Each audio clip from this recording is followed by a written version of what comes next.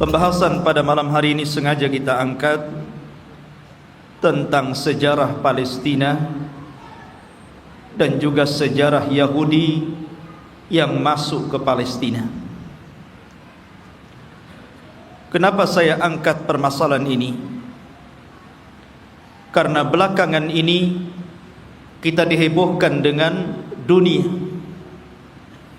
tentang pernyataan pemimpin Amerika Donald Trump yang hendak memindahkan ibu kota Israel ke Yerusalem dengan dalih dan alasan sejarah bahwa memang orang-orang Yahudi berhak untuk memiliki Palestina secara utuh. Karena mereka kemudian mengangkat sejarah, maka kita angkat sejarah. Karena sesungguhnya orang-orang Yahudi itu bukan orang-orang yang berhak mendapatkan tanah itu, karena mereka datang belakangan. Kita wajar menilai bahwa orang-orang Nasrani membantu orang-orang Yahudi demi terciptanya negara Israel Raya, karena masing-masing punya kepentingan. Orang-orang Yahudi berkepentingan bahwa di Israel ini, maksudnya di Palestina, tepatnya di Masjidil Aqsa, mereka meyakini bahwa disitulah Haikal Sulaiman. Dan haikal itu maksudnya tempat yang dulu pernah dibangun oleh Nabi Sulaiman. Mungkin semacam masjid bagi orang Islam seperti itu. Dan tidak besar, hanya beberapa meter kali beberapa meter saja. Dan orang-orang ini berusaha untuk menggali situs-situs itu dan ingin mendirikan kembali Haikal Sulaiman dan merobohkan Masjidil Aqsa. Karena mereka punya keyakinan kalau haikal ini terbangun, maka inilah puncak kejayaan orang-orang Yahudi dan akan menguasai dunia menurut keyakinan mereka. Lalu apa ikut campur tangan orang-orang Nasrani? Kenapa orang-orang Nasrani membantu orang Yahudi? Bukankah ini kepentingan Yahudi? Karena Nasrani juga memiliki kepentingan yang sama-sama bercita-cita, bermimpi ingin menguasai dunia dengan terbangunnya Haikal Sulaiman ini. Karena menurut keyakinan orang-orang Nasrani, apabila Haikal Sulaiman ini sudah terbangun, maka Isa bin Maryam akan turun dan akan menguasai dunia dan akan memimpin orang-orang Nasrani. Jadi orang Nasrani ini memanfaatkan orang Yahudi, dan orang Yahudi juga memanfaatkan orang-orang Nasrani. Keyakinan kaum muslimin juga sama. Karena Nabi SAW pernah mengatakan, Imaratul Baitil Maqdis kharabu Yathrib. Kelak bahwa Baitul Maqdis akan menjadi pusat kekuatan kaum muslimin ketika Allah bangkitkan Al-Mahdi Al-Muntadhar Muhammad bin Abdullah, dan akan menguasai dunia. Jadi rupanya tiga agama ini punya kepentingan masing-masing. Yahudi punya kepentingan, Nasrani punya kepentingan, dan tentunya kita kaum muslimin juga punya kepentingan. Sama-sama bermimpi akan menguasai dunia. Tapi bagi umat Islam ini bukan mimpi, tapi ini sebuah kenyataan. Nabi SAW yang bersabda bahwa kelak kekuatan kaum muslimin akan menyatu di Syam, tepatnya di Palestina. Ma'asyiral muslimin rahimani wa rahimakumullah. Maka kita akan angkat sejarah Palestina dan juga sejarah orang-orang Yahudi ini. Sebelum saya angkat sejarah ini, saya ingin menjelaskan tentang fadail Palestina dulu. keutamaan negeri Palestina ini. Negeri Palestina, ikhwan, di situ ada satu kiblat yang dijadikan kiblat pertama dalam Islam. Karena ketika Nabi SAW salat, di awal salat sebelum Allah Subhanahu wa taala memalingkan kiblat, maka kiblatnya Rasul dan para sahabat menuju Baitul Maqdis. Barulah setelah kemudian Nabi SAW berdoa kepada Allah agar kiblat itu dialihkan ke Masjidil Haram. Turunlah ayat, qad nara taqalluba wajhika fis sama falanuwalliyannaka kiblatan tardaha fawalli wajhaka syatral Masjidil Haram. Baru setelah turun ayat ini, maka Nabi SAW kemudian menyuruh seluruh kaum muslimin sejak hari itu, bahkan sampai hari ini, bahkan sampai kiamat dibangkitkan, bahwa kiblat kita telah dirubah dari kiblatnya orang-orang Yahud menjadi kiblat kaum muslimin ke Baitullah Al-Haram. Dari sini menunjukkan bahwa ada sejarah bahwa Baitul Maqdis yang ada di Palestina adalah kiblatnya kaum muslimin.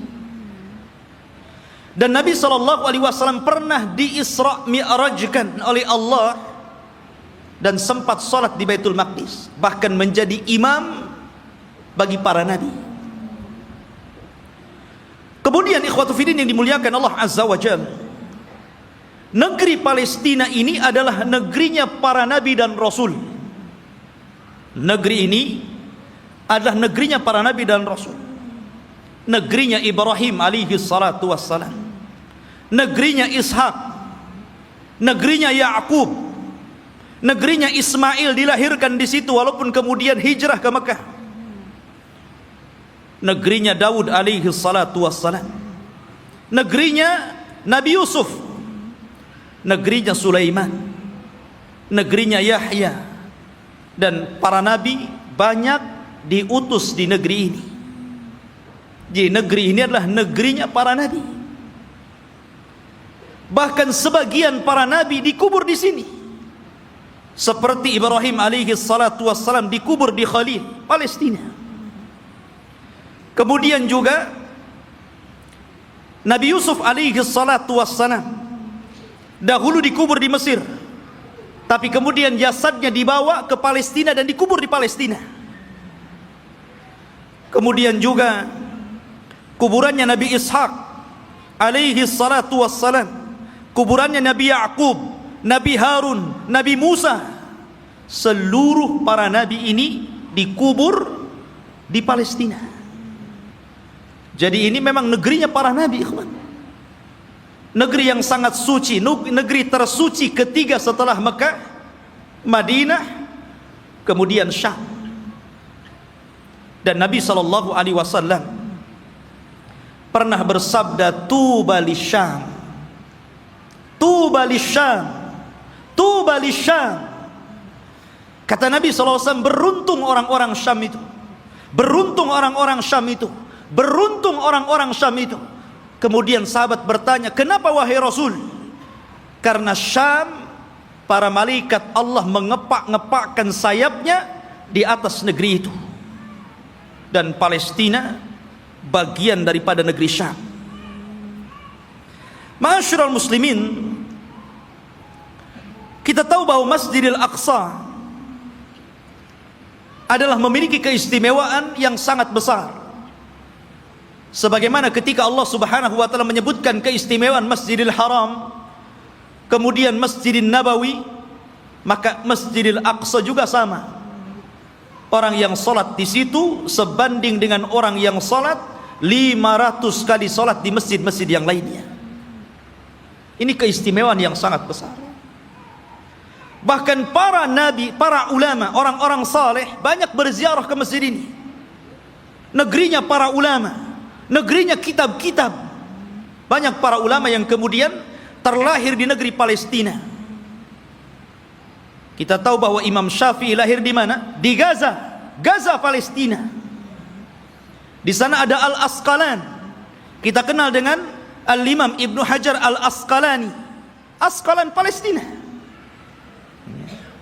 Jadi banyak para ulama dunia, bukan ulama kecil, ulama dunia itu lahir di Palestina. Bahkan Nabi SAW melarang tidak boleh safar dalam rangka ibadah kecuali di 3 tempat: Masjidil Haram, Masjid Nabawi, dan Masjidil Aqsa. Kata Rasul, la tushaddur rihal illa ila 3 masajid.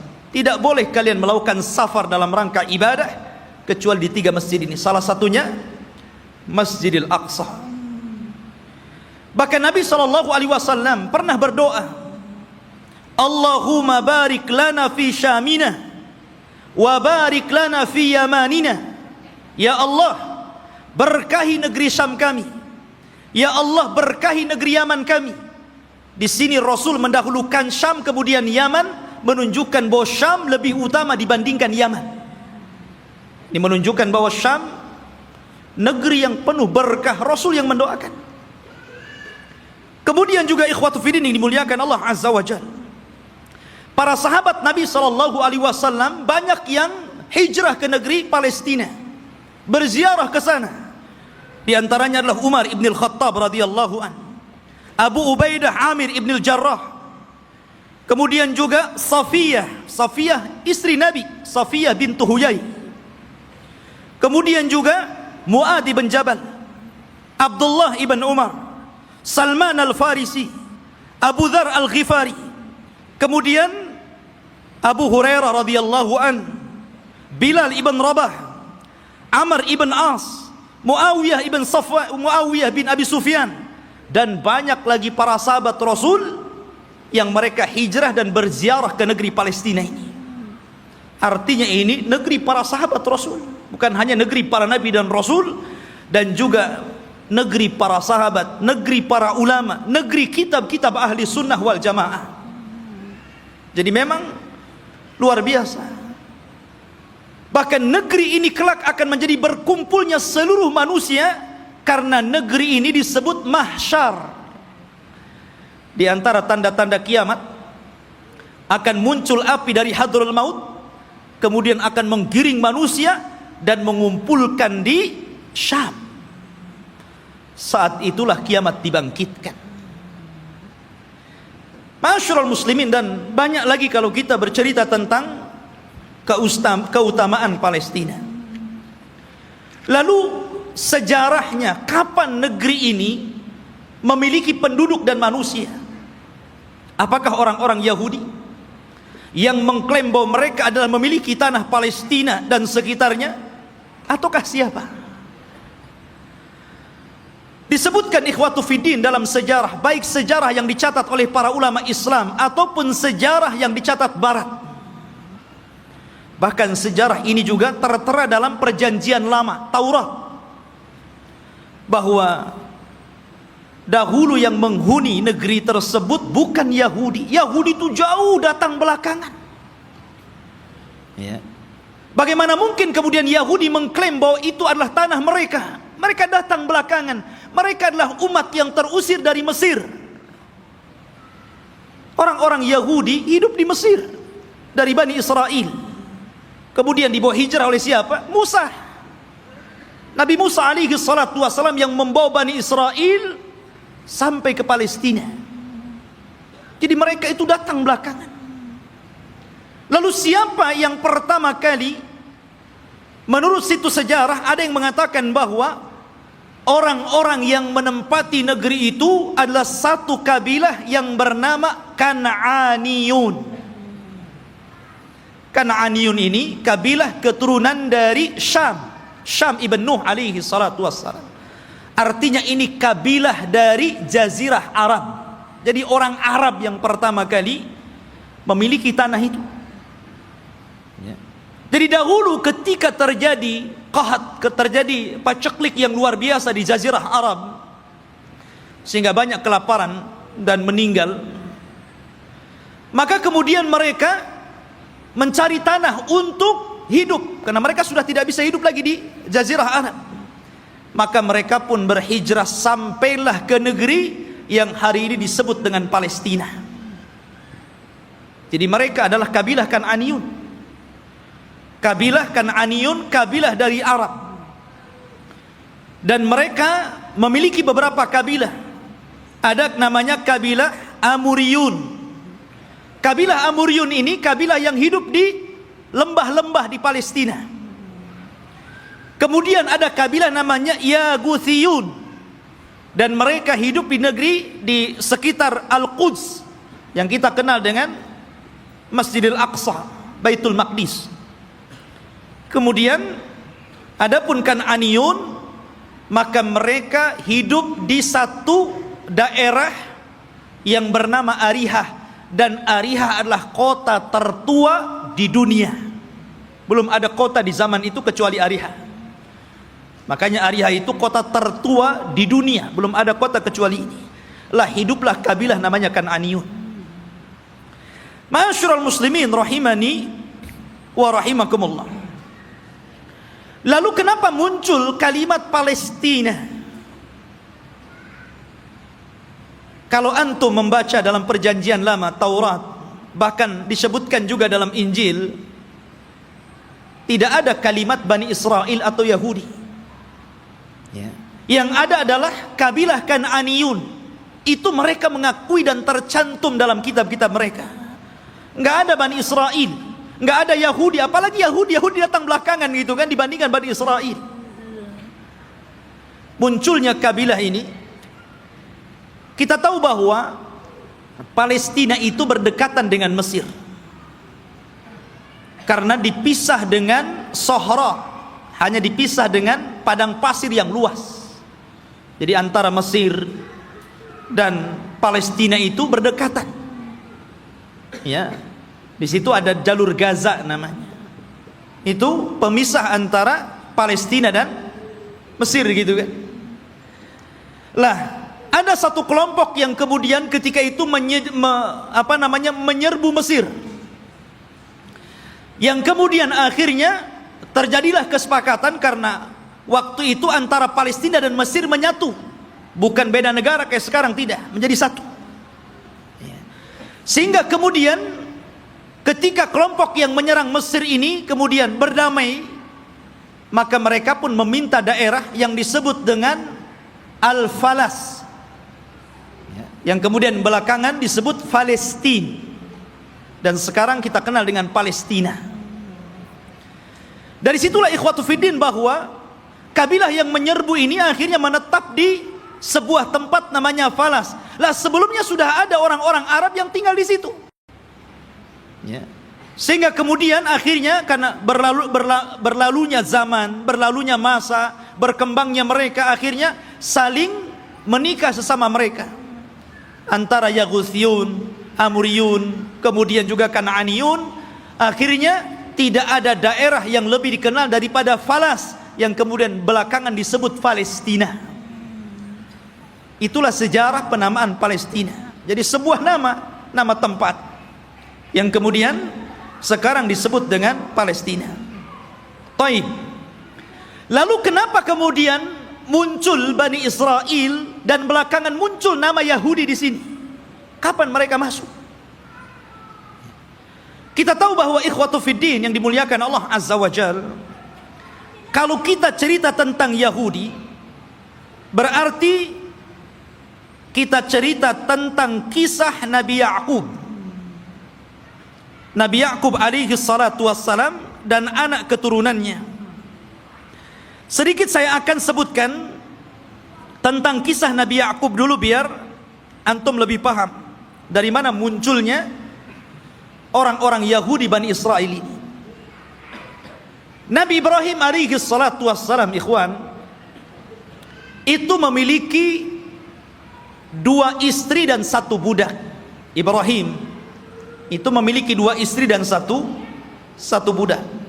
Walaupun yang kita kenal hanya memiliki 1 namanya Sarah dan memiliki budak namanya Hajar.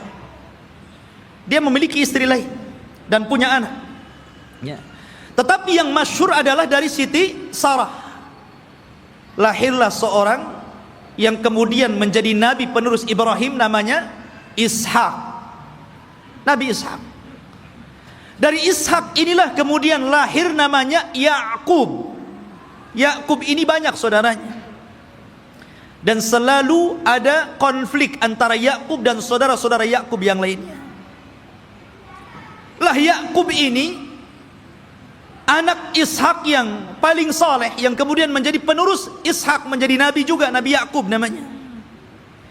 Sehingga dia terkadang di malam hari selalu menyendiri, selalu pergi di malam hari. Dalam bahasa Arab, pergi di malam hari itu namanya Isra. Makanya ada Isra, ada Mi'raj. Isra itu perjalanan malam yang ditempuh Rasul dari Masjidil Haram ke Masjidil Aqsa. Ya. Kemudian karena Yakub ini selalu berjalan tengah malam, makanya kemudian dia pun disebut Israil. Karena Isra itu diambil dari suka berjalan tengah malam. Tapi ada juga yang mengatakan Isra itu artinya abdun, dan il itu adalah Allah. Jadi artinya Abdullah. Karena Yakub itu selalu beribadah kepada Allah Subhanahu wa taala, maka orang-orang di zaman itu karena menggunakan bahasa Ibrani menyebutnya sebagai Israil. Jadi penamaan Israil itu dari siapa? Nabi Yakub. Ya. Dan Nabi Yakub alaihi salatu wassalam itu memiliki 4 istri. 2 sah dan 2 budak. Maksudnya yang 2 sah istri dia dan 2 budak, dan semuanya melahirkan anak, sehingga jumlahnya menjadi 12. Lah dari salah satu istri Nabi Yakub namanya Rahil, lahirlah seorang nabi yang kelak akan meneruskan Yakub kenabiannya, namanya Yusuf, dan juga saudaranya namanya Binyamin. Kita tahu bahwa sejarah ini ma'ruf, sering diceritakan kan. Yusuf dizalimi saudara-saudaranya, akhirnya kemudian dibuang ke sumur, kemudian dipungut oleh para pedagang, sampailah di Mesir, kemudian dibeli oleh para pejabat Mesir, kemudian belakangan menjadi bendaharawan Mesir. Dari sinilah kemudian Yusuf memborong seluruh keluarganya dari Palestina menuju Mesir. Tidak ada satupun keturunan Yakub yang tinggal di Palestina. Semua berangkat ke Mesir. Ya. Tidak ada satupun. Jadi 12 saudara Nabi Yusuf itu semuanya berangkat ke Mesir. Dan ditampung oleh Nabi Yusuf alaihi salatu wassalam karena dia telah menjadi pejabat besar di Mesir. Bendaharawan. Dan sangat dihormati oleh kerajaan Mesir ketika itu. Lah selama Nabi Yusuf hidup, maka Yakub dan anak-anaknya diberikan sebuah daerah, kemudian mereka hidup di situ. Dan mereka mendapatkan fasilitas yang luar biasa disebabkan oleh Nabi Yusuf alaihi salatu wassalam. Maka beranak pinaklah orang-orang ini yang kemudian keturunan dari 12 putra Yakub disebut Bani Israil, keturunan Israil, Nabi Yakub. Ya. Selama mereka berada di Mesir dan Nabi Yusuf masih hidup, mereka dihargai. Mereka hidup senang, hidup mewah, mereka berkembang biak luar biasa. Tapi setelah Nabi Yusuf alaihi salatu wassalam meninggal dunia, mulailah kemudian Mesir menekan mereka. Mulailah suku Kipti, suku terbesar ketika itu yang menguasai Mesir, rajanya namanya Fir'aun, mulailah menjajah Bani Israel ini. Belakangan kemudian Bani Israel menjadi budaknya Fir'aun. Budaknya Fir'aun. Tertindas mereka.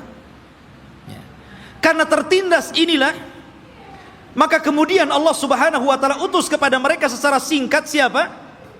Nabi Musa. Nabi Musa diutus kepada mereka menjadi Rasul Bani Israel dan untuk mendakwahi Fir'aun. Dan subhanallah ikhwan, kita tahu bahwa di zaman Bani Israel diutusnya Nabi Musa alaihi salatu wassalam kepada mereka, Bani Israel ini menyaksikan 9 mukjizat besar di hadapan mereka dengan mata mereka sendiri. Ketika mukjizat itu turun kepada bangsa Fir'aun, orang-orang Bani Israel juga melihat. Dan 9 mukjizat itu disebutkan di dalam Al-Quranul Karim. Yang pertama, mukjizat yang kita dikenal dengan hajar, batu. Batu yang mengeluarkan 12 mata air. Dan Allah Subhanahu wa taala mengatakan, wa idistasqa Musa liqaumihi faqul nadrib bi asakal hajar fanfajarat minhu ithnata asyrata ainan. Dan ketika Bani Israel meminta hujan kepada Nabi Musa karena mereka sudah kehausan, tidak ada air, maka Allah Subhanahu wa taala firmankan, pukullah wahai Musa batu itu. Maka dipukullah oleh Musa batu tersebut, tiba-tiba memancar 12 mata air. Mukjizat.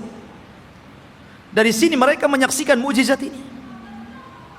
Tapi Bani Israel ini, ikhwan, adalah orang yang sangat keras kepala. Nanti kita akan sebutkan bagaimana keras kepalanya orang ini. Ya. Kemudian yang kedua, mereka menyaksikan bagaimana terbelahnya lautan. Betul-betul menyaksikan itu, dan mereka melewati lautan. Ketika Fir'aun mengejar-ngejar Nabi Musa dan Bani Israel yang lari dari Mesir ke Palestina, kemudian mereka dihadang oleh lautan besar, maka Allah Subhanahu wa taala mengatakan, fa auhayna ila Musa anidrib bi asakal bahra. Dan kami wahyukan kepada Musa agar memukul dengan tongkatnya lautan. Fanfalaka fakana kullu firqin kataudil adhim. Maka kemudian tiba-tiba lautan terbelah menjadi 12 jalan. Kenapa 12 terus? Karena memang Nabi Musa alaihi salatu wassalam membawahi 12 kabilah Bani Israel. Jadi mereka dikasih satu-satu. Mata air satu kabilah satu. Ketika memukulkan lautan juga dibuat 12 jalan. Jadi masing-masing kabilah berjalan sendiri-sendiri. Mereka menyaksikan itu. Ya. Kemudian juga menyaksikan tongkat. Ketika Nabi Musa alaihi salatu wassalam berduel dengan tukang-tukang sihir Fir'aun, maka Allah Subhanahu wa taala katakan, fa'alqa asahu fa idza hiya thu'ban mubin. Fa'alqi asah. Maka Musa pun kemudian melemparkan tongkatnya, tiba-tiba tongkat itu menjadi ular yang sangat besar. Bani Israel menyaksikannya, menyaksikan bagaimana tongkat Musa berubah menjadi ular besar dan memakan ular-ular kecil tukang-tukang sihir Musa, tukang-tukang sihir Firaun. Kemudian juga kekurangan makanan dan hilangnya buah-buahan, sehingga Fir'aun dan juga kabilah-kabilah Fir'aun dari kalangan Kibti, mereka merasa kelaparan, susah cari buah-buahan. Allah Subhanahu wa taala berfirman, walaqad aqadna ala fir'auna bisinin wa naqsim minats thamarati la'allahum yadhakkarun. Dan ingatlah ketika kami memberikan hukuman kepada keluarga Fir'aun dan juga para pengikutnya dengan kekeringan yang berkepanjangan dan kurangnya buah-buahan, agar mereka mau kembali ke jalan yang benar. Dan Bani Israel menyaksikan ketika orang-orang Fir'aun kelaparan, mereka justru kekenyangan. Ini mukjizat. Ya. Kemudian juga tufan, angin yang sangat besar, yang kemudian banyak membunuh, menghancurkan tembok-tembok dan juga rumah-rumah. Allah katakan, fa arsalna alaihim tufan. Allah kirim kepada mereka tufan, angin yang sangat besar. Kemudian juga al-jarad, Di mana-mana belalang. Belalang di mana-mana, ikhwan. Di rumah-rumah, di dapur-dapur, bahkan di tempat tidur, belalang di mana-mana. Kemudian juga kumal kutu dan juga dafadi', katak dan kodok, di mana-mana ada kodok. Kemudian juga darah, di mana seluruh air bersih menjadi merah dan berdarah. Dan ini disaksikan Bani Israel dan juga orang-orang Fir'aun. Kemudian juga bagaimana tangan Nabi Musa yang bercahaya, dan banyak lagi mukjizat yang diberikan kepada Musa. Tapi sekali lagi saya katakan, ikhwan, bagaimana degilnya Bani Israel. Allah sudah tampakkan banyak mukjizat kepada mereka, tapi mereka kufur kepada Allah Azza wa Jalla. Kita perhatikan ketika Nabi Musa alaihi salatu wasallam berhasil menyeberangkan Bani Israel sehingga mereka mampu melewati lautan dan Allah tenggelamkan Fir'aun di Laut Merah.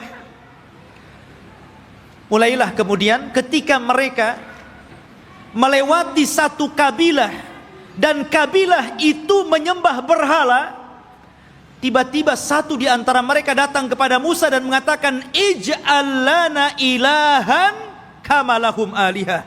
Heh Musa, jadikan untuk kami berhala-berhala sebagaimana mereka punya berhala untuk disembah. Lihat, Allah sudah tampakkan 9 mukjizat. Harusnya mereka makin beriman, kan begitu? Ini sudah diseberangkan, lihat ada orang nyembah berhala, minta pula berhala. Bani Israel, ikhwan. Inilah wataknya orang-orang Yahudi. Makanya Nabi SAW ketika perang Hunain kemudian melewati ada pohon yang di zaman jahiliyah selalu digantungkan pedang dengan keyakinan bahwa kalau mereka gantungkan pedang di situ, maka pedang itu akan ditransfer kekuatan, dan apabila dipakai maka pedang itu akan mudah untuk membunuh musuh. Itu keyakinan orang musyrik tabaruk dengan pohon bidara. Maka sahabat mengatakan, ya Rasulullah, jadikan jugalah pohon sama seperti pohonnya orang-orang musyrik, biar sebelum perang kita gantungkan juga pedang kita di situ. Oh, Rasul marah. Allahu Akbar, kata Rasul. Kalian ini persis seperti Bani Israel yang mengatakan kepada Musa, jadikan untuk kami banyak berhala sebagaimana mereka banyak berhala. Lihat. Akhirnya kemudian Rasul marah dan mengatakan, innakum qaumun tajhalun, kalian ini bodoh. Sudah dikasih hidayah tauhid mau syirik pula. Tidak cukup ikhwatu fiddin, selama perjalanan Nabi Musa alaihi salatu wassalam hijrah menuju Palestina. Ketika itu ikhwatu fiddin, Nabi Musa alaihi salatu wassalam diperintahkan Allah Subhanahu wa taala selama 40 malam untuk datang ke Bukit Saina yang disebutkan dalam Al-Qur'an itu Tur. Namanya ada Suratul Tur. Di situ ada bukit namanya Bukit Saina, Bukit Tur, Tur Sina. Ya. Maka Nabi Musa meninggalkan Bani Israel dan menyerahkan kepada saudaranya Harun.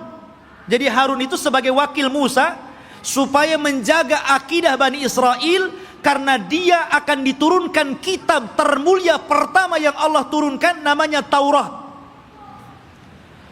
Nabi Musa berangkat menuju Tur, kemudian Allah turunkan Taurat dan Allah catat Taurat dengan tangannya. Satu-satunya kitab yang dicatat oleh Allah langsung adalah Taurat. Maka Musa pun kemudian membawa Taurat itu pula. Sesampainya di Bani Israel, marah Musa. Kenapa? Rupanya Bani Israel yang dulu menyembah Allah, tiba-tiba mereka berubah menjadi penyembah patung sapi, namanya Samiri. Bayangkan, ditinggal 40 hari bisa kufur. Padahal mereka sudah melihat 9 mukjizat besar. Bani Israel ya. Mereka sudah melihat 9 mukjizat, hanya ditinggal 40 hari oleh Nabi Musa bisa kafir. Menyembah Samiri, patung sapi. Maka kemudian Nabi Musa marah kepada siapa? Kepada Harun. Sampai disebutkan di dalam Al-Quran, Nabi Musa marah, kemudian mengambil rambutnya Harun dan memegang janggutnya seperti ini, kemudian tarik ke depan. Kalau antum nggak ada janggutnya susah lah. Pegang kepala, pegang janggut, kemudian ditarik sama Musa. Maka Nabi Harun mengatakan, ya bena la ta'khud bilihyati wa birasi. Wahai anak saudara, maksudnya saudara kandung, jangan kau ambil kepala dan janggutku. Kemudian, innal qauma istad'afuni wa kadu yaqtulunani. Sesungguhnya Bani Israel itu tidak menganggap aku, bahkan mereka mau membunuhku. Bayangkan, sudah meremehkan Nabi Harun, mereka pula akan membunuh Nabi Harun. Jadi kalau Nabi Harun menghalang-halangi mereka menyembah Samiri, maka Harun akan dibunuhnya. Kata Harun, bisa apa aku? Maka kemudian Nabi Musa alaihi salatu wassalam diturunkan oleh Allah Azza wa Jal satu syariat agar mereka bertobat. Bagaimana cara bertobatnya? Mereka diberikan pisau dan agar mereka membunuh diri-diri mereka. Gara-gara mereka sudah beralih agama, menyembah Samiri. Dan Allah Subhanahu wa taala katakan, wa idz qala Musa liqaumihi ya qaumi innakum zalamtum anfusakum bittikhadikumul ijla fatubu ila bari'ikum faqtulu anfusakum. Dan ketika Musa berkata kepada kaumnya, hei kaumku, kenapa kalian mendolimi diri kalian? Kenapa kalian berubah keyakinan kalian? Kalian sembah Samiri, patung sapi itu. Maka bertobatlah kalian kepada Allah dengan cara bunuhlah diri-diri kalian. Lihat, tobatnya zaman dulu ngeri, Pak. Ya, ini tobatnya zaman dulu. Kalau orang sekarang enak tobatnya kan. Orang Muslim kemudian murtad, tinggal balik lagi syahadat. Orang dulu nggak kayak gitu ya. Kalau murtad ambil pisau bunuh. Untung antum jadi umatnya Rasul. Ini umatnya Nabi Musa berat. Tobatnya megang pisau dibunuh sendiri. Maka Nabi Musa mengatakan, taatilah hukum Allah ini, isma'u wa ati'u, dengarkan dan taati. Tiba-tiba mereka mengatakan, sami'na wa asaina. Ya, kami dengar, tapi kami bermaksiat. Gak mau.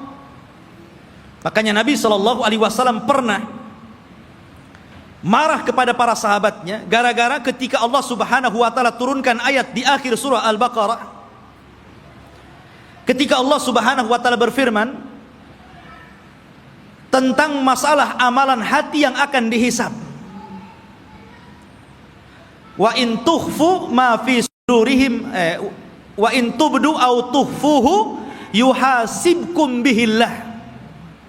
Apapun yang kalian tampakkan dari amalan kalian, apapun yang kalian sembunyikan dari amalan kalian, maka Allah akan menghisab kalian.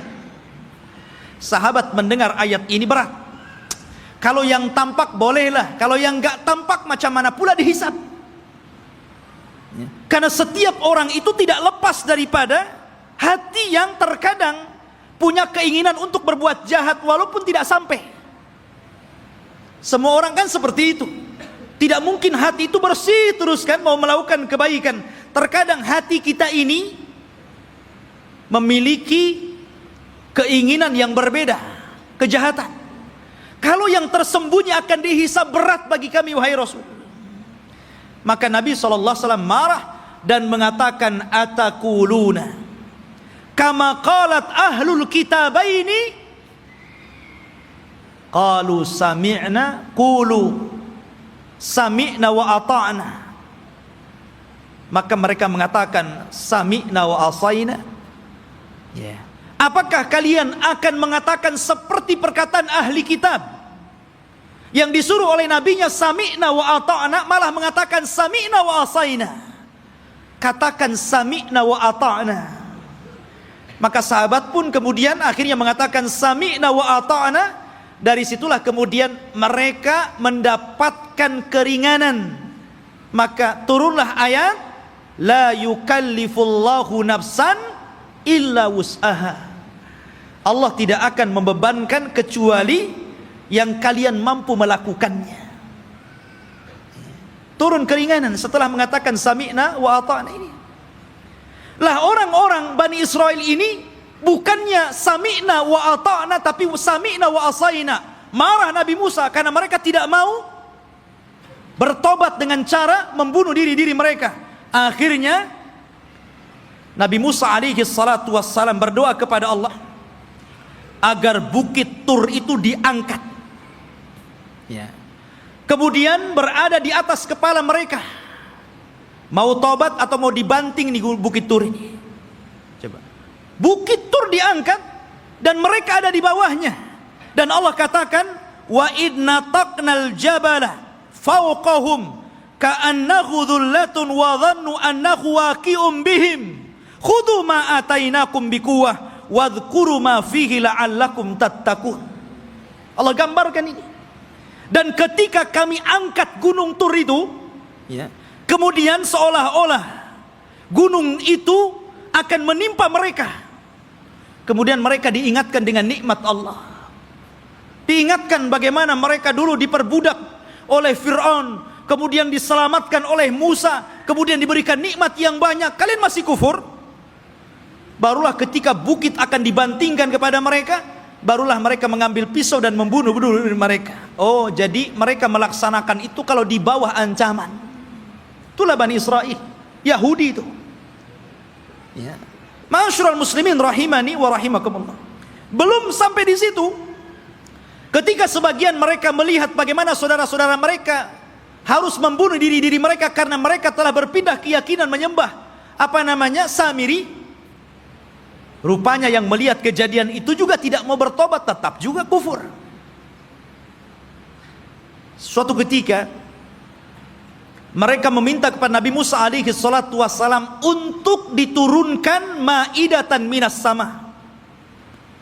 Makanan tetapi langsung yang membuat Allah dan diturunkan dari langit. Anda bisa bayangkan coba. Minta makanan tapi diturunkan dari langit. Apakah kemudian keinginan mereka ditolak? Tidak. Keinginan mereka dikabulkan. Subhanallah. Akhirnya diturunkan makanan namanya manna wassalwa. Manna, diturunkan makanan itu jatuh dari langit, kemudian bergantungan di pohon-pohon. Maka mereka tinggal naik, tinggal diambil makanan itu. Kemudian salwa, sejenis daging burung. Enak makanannya. Gimana enggak enak, langsung dari langit makanannya. Ya. Subhanallah. Akhirnya ikhwatu fiddin, mereka bosan. Asik makan itu saja, bosan akhirnya. Ya. Kemudian akhirnya karena bosan, maka mereka meminta kepada Nabi Musa alaihi salatu wassalam ingin sayur mayur. Bosan dengan ini katanya. Saya ingin sayuran, ada bawang merah, ada bawang putih. Bayangkan. Ya. Sehingga mereka mengatakan wa id qultum ya Musa lan nasbiru ala ta'amin wahid. Dan ketika kalian berkata kepada Nabi Musa, "Hei Musa, kami tidak sabar dengan satu makanan ini saja. Saya minta makanan yang lain." Ya. Akhirnya mereka meminta kepada Nabi Musa itu sayur mayur, mimbakliha wa kithaiha wa fumiha wa adasiha wa basaliha. Ya Allah, dikasih makanan enak, mau makanan yang enggak enak. Maka Allah Subhanahu wa taala mengatakan, ya, atastabdiluna alladhi huwa adna billadhi huwa khair ihbitu misra. Kenapa kalian memilih makanan yang enggak enak dan membuang makanan yang enak? Kalau hanya ingin sayur mayur, bawang-bawangan, sana ke Mesir. Antum tinggal pergi ke kota, beli ada. Kenapa mesti harus kemudian diturunkan dari langit? Degilnya Bani Israel, ya. Sudah Allah Subhanahu wa taala utamakan mereka, tetap saja mereka kufur kepada Allah Subhanahu wa taala. Bahkan suatu ketika ikhwatu fiddin, Ini masih di tengah perjalanan hijrah mereka sampai ke Palestina ini, di sepanjang jalan mereka itu diperlihatkan mukjizat yang banyak. Akhirnya suatu ketika ada salah seorang terbunuh. Kemudian Allah Subhanahu wa taala mewahyukan kepada Nabi Musa agar memotong seekor sapi betina. Kemudian dipukulkan dagingnya kepada orang yang mati, maka dia akan hidup sesaat dan akan menyebut siapa pembunuhnya. Tapi orang Bani Israel ini tidak mau melaksanakan dan mengira itu adalah olok-olokan dari Musa. Gimana Musa ini? Kita ini mencari siapa yang membunuh orang ini. Kenapa disuruh menyembelih seekor sapi? Apa kaitan pembunuhan dengan seekor sapi? Maka Musa mengatakan, sudah, lakukan saja. Kalau mereka melakukan, selesai sebenarnya. Tapi mereka mengatakan, sapinya seperti apa? Warnanya kayak apa? Kemudian sapi ini sudah dibajak atau belum? Coba nyari yang susah. Ya. Akhirnya kemudian disifatkan tuh oleh Allah Subhanahu wa taala bagaimana sapinya. Sapinya safraun faqi'ul launuha tasurrun nadirin. Warnanya harus kuning mengkilat, yang kalau orang lihat itu senang. Kan belum tentu ada orang senang, ini harus senang kalau orang-orang melihat. Susah juga kan ya. Awanun baina dzalik, harus gak boleh tua, gak boleh muda ya. La dalulun fihi wala, dan tidak juga pernah dipekerjakan, artinya tidak pernah dijadikan untuk membajak sawah dan kebun. Pokoknya sulit. Makanya Allah mengatakan hampir-hampir mereka tidak mendapatkan sapi itu. Bukan tidak ada sapinya, ada sapinya, tetapi mereka tidak sanggup menebusnya, karena Allah takdirkan sapi itu yang punya anak yatim. Kemudian karena itu satu-satunya warisan dari orang tuanya, anak yatim yang saleh dari keluarga yang saleh. Maka malaikat menjelma manusia, ngomong sama anak yatim itu, nak, nanti sebentar lagi ada orang yang akan menawar sapimu. Jangan kau kasih kecuali kau jual dengan seberat emas seberat sapimu. Gimana kan coba? Ngumpulkan emas seberat sapi itu gimana itu? Ya. Akhirnya kemudian karena memang itulah syaratnya gitu kan, harus membeli sapi dengan seberat emas sebesar sapi, ya terpaksa orang-orang mengumpulkan apa yang diminta anak itu. Kaya anak ini kan gitu. Ya, coba. Seperti itu ta'annutnya orang-orang Bani Israel. Jadi memang aduh, orang Bani Israel ini keras kepala. Jadi antum jangan kayak Bani Israel, keras kepala ya. Bahkan setelah kejadian ini betul-betul mendapatkan sapi, kemudian dipukulkan kepada orang mati dan hidup lagi, kemudian menyebut siapa pembunuhnya. Bukannya mereka bertobat dengan melihat mukjizat ini, bahkan summa qasat qulubuhum, malah keras hatinya ikhwan, makin keras. Bahkan Allah mempermisalkan, kalau hati ini keras, batu loh, kalau terkena tetesan air bisa bolong, tapi hatinya Bani Israel lebih keras daripada batu. Tuh, bayangkan, itu Bani Israel. Seperti itulah orang-orang Yahudi. Akhirnya ikhwatu fiddin, setelah kemudian mereka pun berjalan jauh meninggalkan Mesir gitu kan. Ada sebuah kejadian, mereka tersesat. Mereka tersesat dan tidak bisa masuk dan meneruskan perjalanan, karena ada satu wasiat Nabi Yusuf yang belum pernah mereka tunaikan, di mana Nabi Yusuf itu berwasiat agar jasadnya dipindah dari Mesir dan dikubur di Palestina. Dan ketika itu tidak ada yang tahu di mana letak kuburan Nabi Yusuf alaihi salatu wassalam kecuali seorang nenek tua. Dan ini teringat dengan kisah Rasul ketika pulang dari peperangan. Ketika itu Nabi Shallallahu Alaihi Wasallam kehabisan bekal, kemudian singgah di salah satu perkampungan di perbatasan Madinah, perkampungan orang-orang Yahudi yang terusir dari Madinah karena berkhianat. Rupanya Rasul dijamu oleh seorang nenek Yahudi. Karena sudah kehabisan bekal, maka Rasul pun mampir dan diberikan jamuan yang luar biasa. Nabi itu tidak pernah melupakan kebaikan orang, walaupun yang berbuat baik itu orang kafir. Karena balasan yang baik itu harus kebaikan, ikhwan.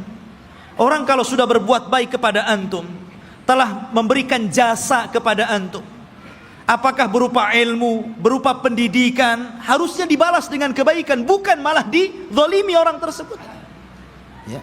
Lah, Nabi SAW tidak seperti itu. Walaupun yang berbuat baik orang kafir, dia akan berusaha untuk berbuat baik kepada orang yang telah berbuat baik kepada dia. Jadi dia ngomong sama nenek itu, "Nek, kamu sudah berbuat baik kepada saya. Kira-kira apa yang akan kau minta?" Karena Rasul kan baru pulang dari peperangan, banyak membawa harta ghanimah, harta rampasan perangan gitu. Kata nenek tersebut, "Karena engkau memintanya wahai Muhammad, aku ingin seorang pembantu. Berikan untukku pembantu agar aku bisa hidup tenang. Ada yang ngurus pembantuku." Maksudnya budak untuk membantu dirinya di rumahnya. Kata Rasul, "Baik, saya akan kasih. Apalagi, Nek?" Kata nenek tersebut, "Aku ingin seekor unta, agar kalau kemana-mana aku tidak jalan kaki. Aku kan punya kendaraan, dan unta di zaman itu, ikhwan, kendaraan yang mewah." Makanya Rasul SAW kalau mempermisalkan sesuatu itu pasti dengan unta. Kata Rasul kepada Ali, "Wahai Ali, kalau lantaran lisanmu ada satu orang dapat hidayah, lebih baik daripada unta merah." Karena unta merah itu kendaraan yang termahal. Sebutkan kendaraan hari ini termahal berapa miliar harganya, triliun begitu kan. Itulah unta merah. Makanya Nabi SAW ketika menikah dengan Khadijah, maharnya itu dengan unta, ya, bukan dengan sapi, bukan dengan kambing, tapi dengan unta. Dan tidak tanggung-tanggung, 20 ekor unta. Itu maharnya Rasul. Dan semuanya betina, di mana unta betina lebih mahal dibandingkan unta jantan. Anda bisa bayangkan satu unta itu, kalau antum membeli satu buah Avanza itu bisa. Berarti maharnya Rasul itu 20 mobil Avanza. Coba. Tapi saya yakin ibu-ibu paling diberi seperangkat alat sholat. Ya kan? Gak apa-apa, Bu, lebih senang. Karena apa? Kalau ada masalah dengan suaminya, kemudian terpaksa harus menggugat cerai, kan mudah mengembalikan maharnya kan? Perangkat alat sholat saja, ambil. Perangkat alat sholat saja. Tapi kalau antum kasih 2 Avanza saja, bingung tuh istri antum mau gugat cerai itu kan. Ini dikembalikan nih 2 Avanza, dari mana saya akan beli kan gitu kan? Mikir dia. Ya. Nabi SAW nih memuliakan perempuan dengan unta. Maka nenek ini mengatakan, "Aku minta unta." Ya. Kata Rasul, "Mau apa lagi?" Dia mengatakan, "Berikan kepadaku kalban yahrusu ghanami." Aku pengen anjing, supaya anjing ini bisa menjaga kambing-kambingku. Kemudian minta apa lagi? Disebutkan satu-satu, nggak berhenti-berhenti nenek ini. Ya Allah, coba bayangkan. Ana datang ke rumah antum, kemudian antum kasih makan, kasih minum, oke lah, kenyang, dijamu luar biasa gitu kan. Selepas itu antum ngomong, "Ya, sebagai balasan tolong Ustadz kasih saya Avanza, ya, kasih saya pembantu, kasih saya mesin cuci." Apa kan begitu? Masa seperti itu gitu balasannya? Mahal sekali. Maka Nabi mengingatkan kepada nenek itu, "Heh nenek, ya, apakah engkau lemah untuk menjadi seorang nenek di zaman Bani Israel?" Sahabat heran, apa maksudnya? Rasul, apa maksudnya nenek di zaman Bani Israel itu? Kita masuk dalam cerita ini. Jadi ketika Nabi Musa mencari kuburan Nabi Yusuf, tidak ada yang tahu kecuali seorang nenek di zaman Bani Israel. Dia yang tahu di mana letak kuburannya.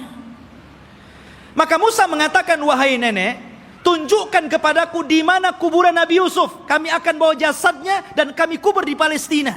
Kata nenek tersebut, "Tunggu dulu, semua ada bayarannya." Ya. Nggak main tunjuk-tunjuk saja, ada bayarannya.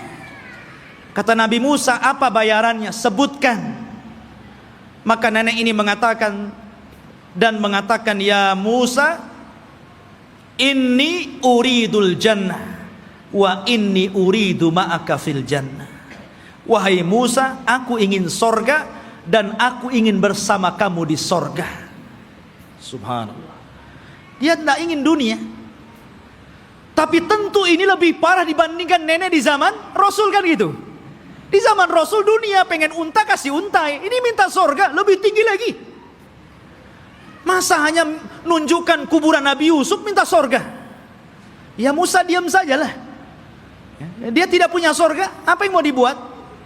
Akhirnya Musa diam sampai Allah mengutus Jibril, kemudian mengatakan, ya Musa, Allah mengabulkan permintaan nenek itu.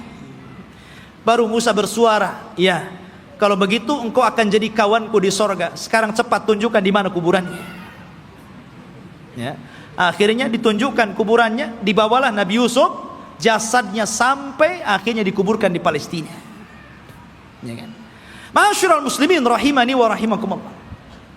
Kemudian ketika Nabi Musa alaihi salatu wasalam sudah dekat ke Baitul Maqdis, maksudnya ke daerah Palestina, sudah mendekati daerah Palestina ini, berada di tengah padang pasir. Karena saya katakan antara Mesir dan Palestina ini terpisah dengan padang pasir yang luas sekali. Jadi Musa ini tersesat akhirnya. Tapi kemudian Nabi Musa mendapatkan jalan setelah membawa jasadnya Nabi Yusuf dan hampir mendekati Palestina. Lah di Palestina itu, di negeri Arya, kan saya katakan dari awal sebelumnya sudah ada manusia di situ. Dari Kan'aniyun, Yaguthiyun, Amuriyun, sudah ada orang-orang di situ. Sudah menguasai Palestina, sehingga Musa tidak mungkin membawa Bani Israel begitu saja, harus berperang dulu dengan penduduk asli di situ. Ya. Maka kemudian Nabi Musa alaihi salatu wassalam meminta kepada Bani Israel untuk siap-siap perang. Kita akan rebut Baitul Maqdis. Siap-siap kalian. Kita akan menyerbu mereka. Maka mereka mengatakan, setelah Nabi Musa menyebutkan, wa idh qala Musa liqaumihi ya qaumi dzkuru ni'matallah 'alaikum ij'ala fikum anbiya wa ja'alakum mulukan wa ataakum ma lam yu'ta ahadan minal alamin. Ketika Musa berkata, hei kaumku, ingatlah nikmat Allah, bagaimana dahulu kalian menjadi budak di Mesir, kemudian diutus kepada kalian nabi, kemudian dijadikan kepada mereka raja yang memimpin kalian, disebutkan nikmat yang banyak. Kemudian Musa mengatakan, ya qaumi dkhulul ardal muqaddasata allati kataballahu lakum wala tartaddu ala adbarikum fatanqalibu khasirin. Di hadapan kalian ada negeri yang disucikan.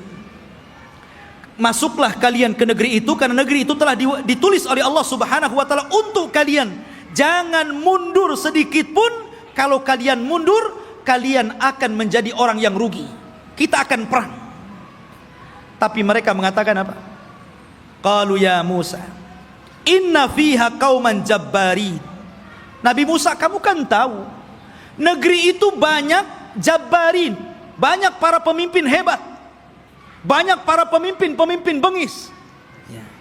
Inna lanadkhulaha, kami tidak akan masuk hatta yakhruju minha, sampai orang-orang itu keluar. Fa in kharaju minha fa inna dakhilun, kalau mereka sudah keluar dari negeri itu, kami yang masuk.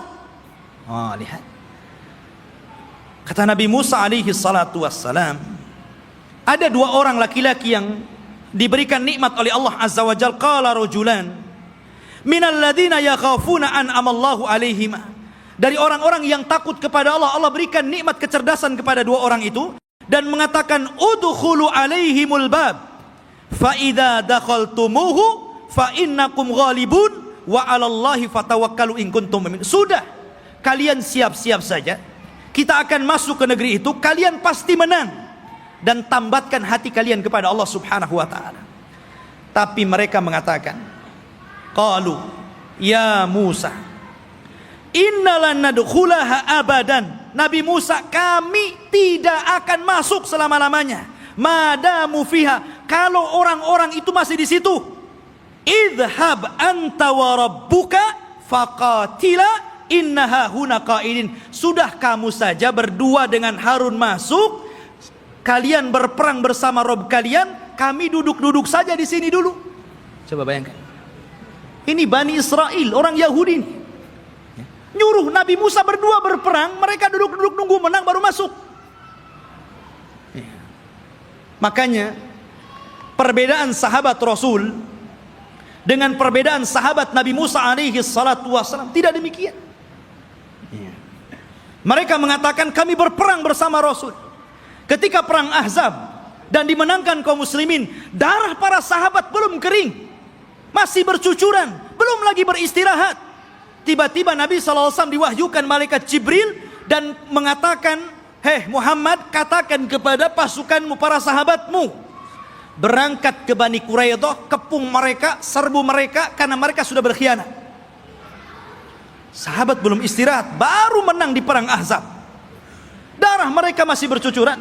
Tiba-tiba Rasul mengumpulkan pasukan dan mengatakan, "Idhabu ila Bani Quraidah, fala tusalliyanna ahadukumul asra illa fi Bani Quraidah."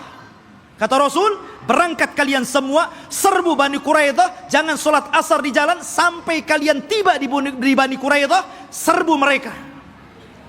Tapi sahabat mengatakan sami'na wa ata'na. Berangkat mereka.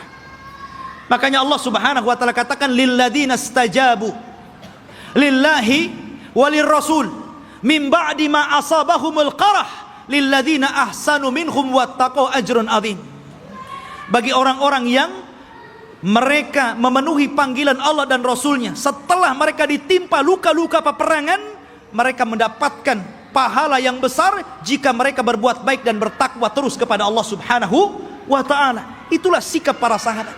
Berbeda dengan sahabatnya Nabi Musa. Justru mengatakan, engkau saja dengan Harun berperang bersama Tuhanmu, kami duduk-duduk di sini. Lihat bagaimana kurang ajarnya Bani Israel kepada Nabi Musa alaihi salatu wassalam. Maka Nabi Musa mengatakan, Rabbi inni la amliku illa nafsi wa akhi. Wahai Rabb, aku tidak memiliki kecuali diriku dan saudaraku Harun. Fafruq bainana wa baina qaumil fasikin. Pisahkan kami dengan orang-orang yang fasik. Maka dengan sebab itu ikhwan, karena mereka sudah menentang Nabi Musa, maka mereka pun dibuat oleh Allah tidak tahu kemana harus berangkat. Jadi negeri itu tiba-tiba oleh Allah Subhanahu wa ta'ala dikepung kabut, sehingga mereka tidak tahu jalan keluar harus kemana. Ya.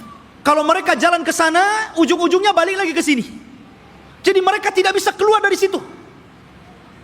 Disitulah Allah Subhanahu wa ta'ala takdirkan Nabi Musa alaihi salatu wassalam meninggal dunia sebelum masuk ke negeri Al-Muqaddasah ini.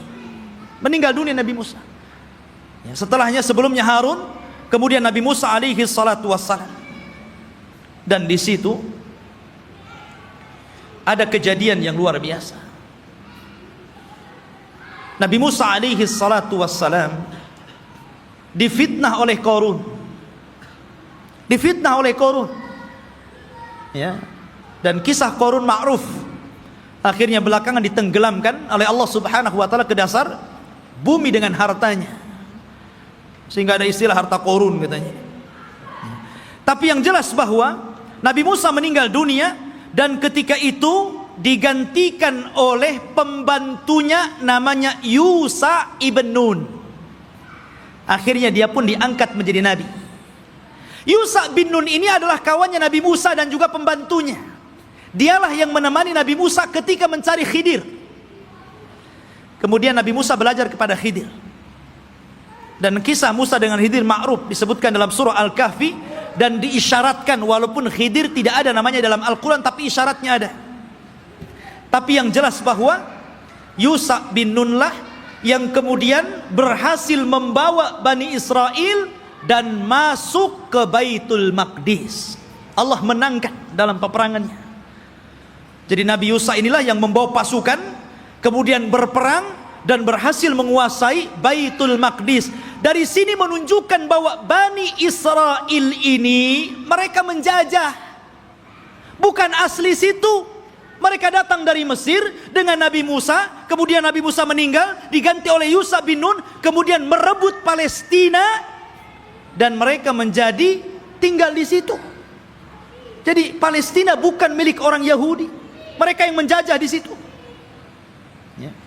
Barulah kemudian Yusha bin Nun masuk ke Masjid Al-Aqsa yang sekarang disebut dengan Baitul Maqdis, sekarang Masjid Al-Aqsa.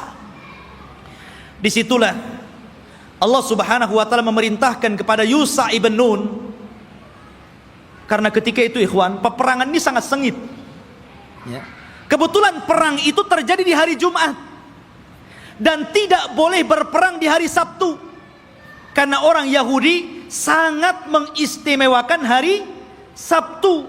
Alasannya apa? Karena hari Sabtu itu hari cutinya Allah. Kenapa Allah cuti? Karena Allah lelah. Setelah menciptakan langit dan bumi, diawali hari Ahad dan diakhiri hari Jumat, Allah lelah, maka Allah beristirahat. Maka hari Sabtu hari istirahatnya Allah, setelah Allah menciptakan langit dan bumi selama 6 hari. Jadi mereka mengatakan ini hari cuti Allah. Kalau Allah saja cuti, kita juga cuti katanya. Jangan berperang. Ya. Tapi Allah kemudian bantah, wa ma massana min lughub. Kami tidak disentuh dengan keletihan, kata Allah. Enak saja kami istirahat. Ya. Maka kemudian ikhwatu fillah, karena perang ini terus berkecambung, hampir matahari tenggelam dan masuk ke hari Sabtu. Ini kalau matahari tenggelam masuk ke hari Sabtu kan gak boleh perang tuh. Akhirnya Yusha bin Nun memperlihatkan mukjizatnya. Dia nunjuk kepada matahari, innaki ma'murah wa ana ma'mur. Kamu diperintah Allah, saya juga diperintah Allah. Jangan bergerak dulu sampai perang ini menang. Oh, berhenti matahari. Ya. Matahari diem, betul-betul sampai menang perang itu. Matahari nggak bergerak. Nah, itu mukjizatnya Yusha bin Nun, menghentikan matahari sampai menang perang, betul-betul menang. Akhirnya setelah menang baru matahari berjalan dan masuk ke hari Sabtu. Setelah menang inilah maka Allah perintahkan masuk ke Baitul Maqdis sajidan dengan penuh tawadu, dengan penuh merendahkan diri, menundukkan kepala. Kata Allah Subhanahu wa taala mengatakan, masuklah kalian dengan sujud. Maksud sujud itu maksudnya dengan ruku, karena sujud nggak mungkin bisa jalan orang sujud. Ya, dengan menundukkan kepala. Tapi Bani Israil ini degil. Ya. Disuruh maju masuk ke Baitul Maqdis nundukkan kepala, malah berbalik, malah kemudian berjalan lewat punggung, membelakangi Baitul Maqdis sampai mundur gitu. Disuruh maju nundukin pandangan, malah berbalik, malah mundur. Bayangkan Bani Israil sudah dikasih mukjizat, ditampakkan matahari, masih juga menentang Yusha ibn Nun. Bukan itu saja, mereka disuruh untuk membaca Hittah.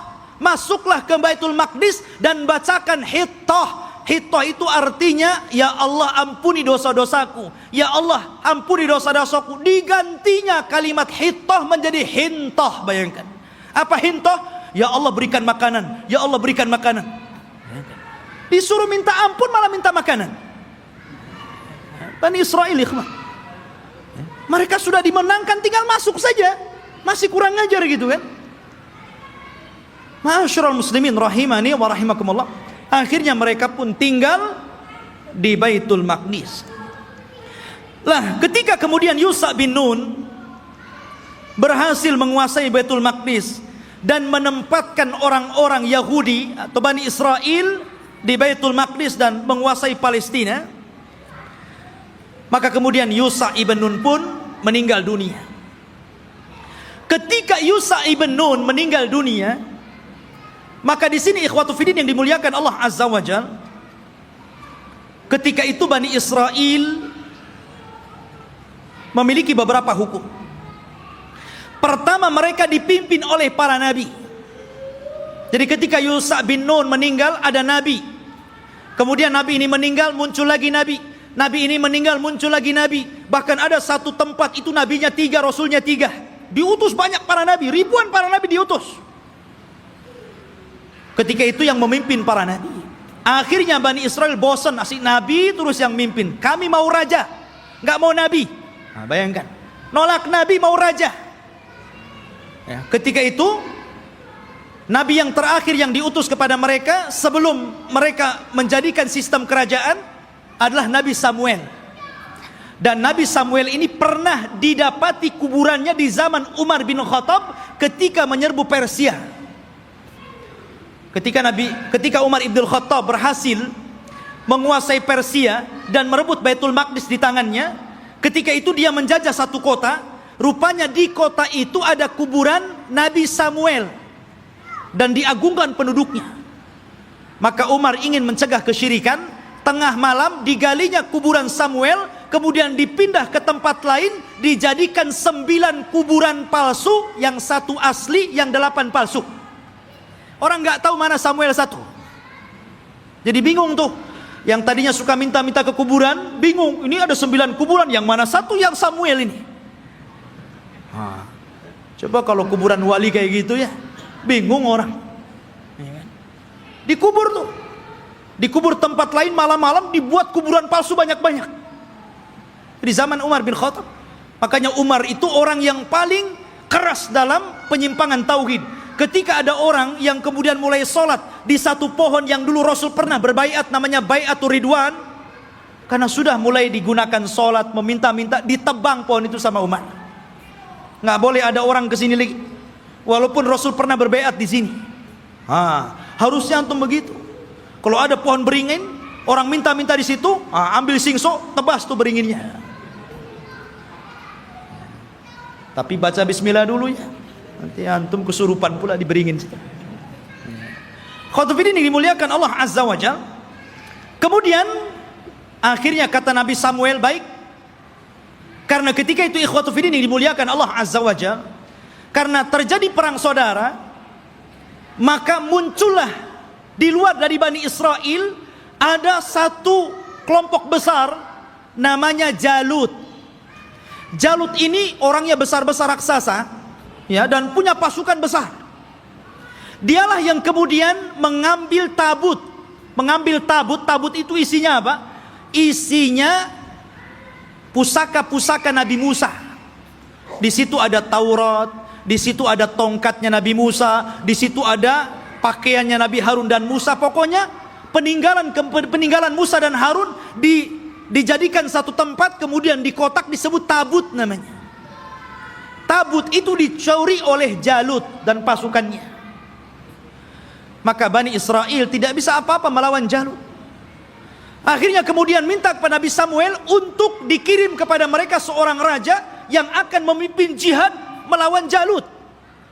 Maka Nabi Samuel kemudian atas perintah wahyu dari Allah, maka ditunjuklah Talut sebagai raja pertama Bani Israel. Talut ini orang miskin, tukang ngasih minum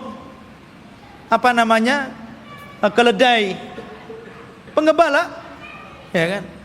Kata Bani Israel, masa si Talut jadi raja? Siapa si Talut itu kan gitu? Nggak punya nasab, orang miskin, nggak punya harta, nggak mau. Ya, kami mau raja itu yang wah, yang gagah, yang kaya, yang punya harta. Si Talut pula jadi raja, nggak mau. Ya kan? Akhirnya kemudian Allah Subhanahu Wa Taala tunjukkan kehebatan Talut ini. Diutusnya malaikat, kemudian malaikat ini mengambil tabut yang ada di Jalut, kemudian diserahkan kepada Talut, menunjukkan bahwa sekarang Talut sudah punya tabut. Kalian gak percaya juga dengan Talut? Dari situlah sebagian mereka mulai mau mengikuti Talut, dan sebagian yang lainnya mau menolaknya. Maka Talut mengatakan, kita akan berangkat jihad, persiapkan kalian. Tapi Allah akan menguji kalian. Kalau nanti kalian melewati sungai, jangan banyak minum di situ. Kalau mau minum, bolehlah satu kepal, gurfatan wahid, ya satu dayung saja, nggak boleh banyak-banyak. Kalau banyak-banyak kalian akan kalah. Berangkatlah pasukan Talut menuju pasukan Jalut. Ya kan? Rupanya betul di tengah mereka ada sungai, karena mereka sudah kelelahan, kehausan, ada sungai. Wah, nggak peduli dengan Talut, minum banyak-banyak orang itu. Dari berapa ribu gitu kan, hanya tinggal separohnya. yang masih nurut dengan Talut. Akhirnya yang ini pulang, melihat pasukan Jalut gede-gede, nggak berani pulang. Ya, yang sedikit inilah kemudian mikir nih, ini tentara banyak, besar-besar, gimana cara melawan mereka? Akhirnya mereka nggak berani bergerak untuk melawan Jalut. Maka kemudian Nabi Musa, Nabi Raja Talut mengatakan, siapa yang akan berperang dan berhasil membunuh Jalut, maka aku kawinkan dia dengan putriku. Rupanya satu pun nggak bergerak. Ngapain dikawinkan kalau harus mati gitu? Iya kan? Nggak mau bergerak juga. Akhirnya ada anak muda namanya Daud. Dia berani itu Daud tuh, yang kemudian belakangan menjadi nabi dan raja, Nabi Daud dan Raja Daud. Dia yang berani. Kemudian dia lempar tombaknya, kena Jalut, mati di tangan dia. Zaman dulu kalau sudah pemimpinnya mati, kalah orang itu. Ya kan? Meninggal di tangan Daud. Maka akhirnya Daud pun dinikahkan dengan putrinya Talut. Dan Talut mengatakan, kalau dia meninggal, maka orang ini yang akan menggantikan aku menjadi raja. Talut punya anak, tapi karena dia sudah berjanji, siapa yang membunuh Jalut, dia akan dinikahkan dengan putriku dan akan menjadi penggantiku. Maka setelah Talut meninggal dunia, mau tidak mau Daud diangkat jadi raja. Tapi anaknya Talut yang lain gak setuju. Ya kan? Harusnya anak yang jadi raja, kenapa Daud menantunya kan itu? Disitulah kemudian pecah Bani Israel menjadi dua kerajaan. Kerajaan anak-anaknya Talut dan kerajaan Daud. Dari sini ikhwatu fiddin mulai terjadi goncang. Ya. Tapi Nabi Daud ini ikhwan adalah orang yang cerdas. Karena Allah berikan mukjizat, tangannya itu bisa melembutkan besi. Ya. Jadi kalau besi itu nggak perlu dilas, dipotong-potong aja sama dia kan begitu. Wa alanna lahul hadid. Dia bisa melembutkan besi, bukan sulap ikhwan. Itu mukjizat. Kalau enggak gini aja dia. Ya kan? Mukjizatnya Nabi Daud. Dia punya kekuatan, akhirnya dia pun melawan anak-anaknya Talut yang lain dan mempersatukan kembali Bani Israel. Setelah dia meninggal, maka puncak kekuasaan Bani Israel ada di tangan putranya Daud, Nabi Sulaiman. Disitulah puncak kekuasaan Bani Israel, puncak kekuasaan Yahudi. Ya. Dan hanya ada 4 raja yang pernah menguasai sebagian besar dunia, yang 2 mukmin dan 2 kafir. Yang pertama mukmin, namanya Dzulqarnain, sebutkan dalam surah Al-Kahfi. Yang kedua Sulaiman, ini keduanya mukmin. Dan keduanya kafir. Yang pertama Namrud di zaman Nabi Ibrahim. Kemudian Bukhtun Nasr, nanti ada kisahnya akan nyusul. Ya.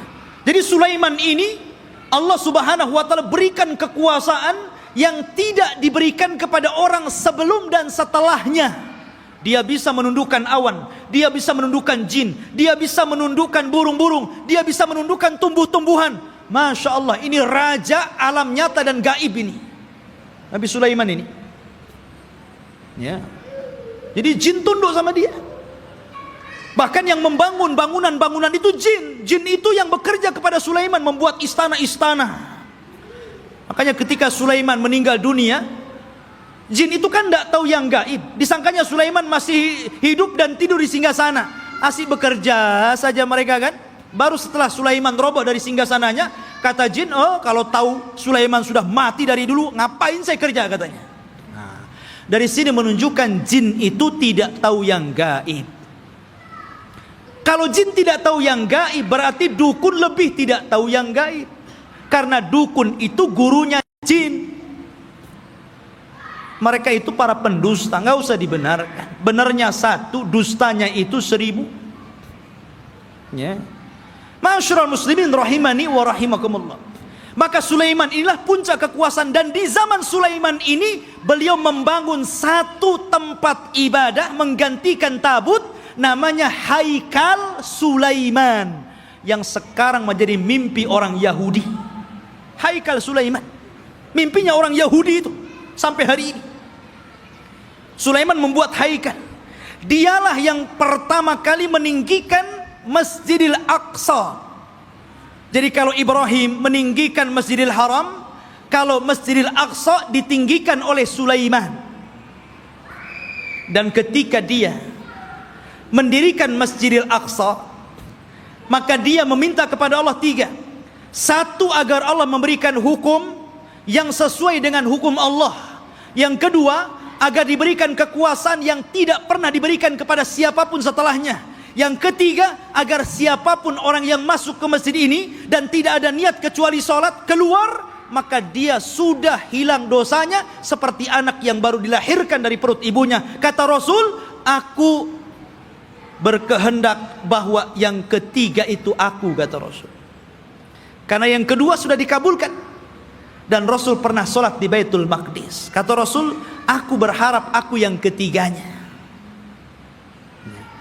Masyarul muslimin, jamaah sekalian yang dirahmati Allah Azza wa Jalla, maka Sulaiman pun membentuk tempat ibadah yang disebut dengan Haikal Sulaiman, Masjidil Aqsa yang lama. Di zaman Sulaiman itu disebut Haikal namanya.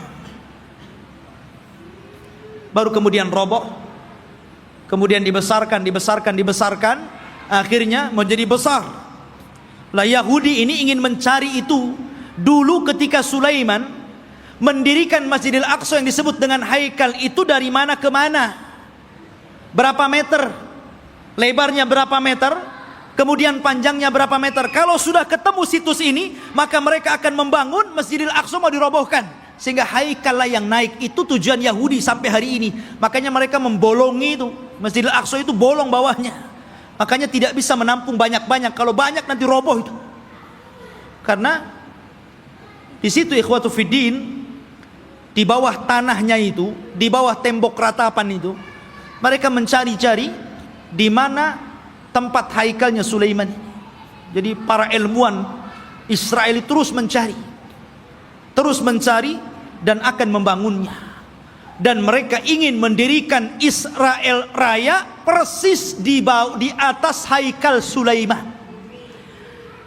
Makanya si Trump itu, Donald Trump ya, mereka orang-orang Israel didukung oleh Amerika untuk menguasai Yerusalem, yang memang Masjidil Aqsa ada di situ, dan bercita-cita untuk membuat negara Israel Raya tepat di atasnya Haikal Sulaiman. Alhamdulillah, negara kita tegas menolaknya, dan negara-negara yang lain juga tegas. Bukan hanya orang Islam, di luar Islam pun sebagian mereka menolaknya.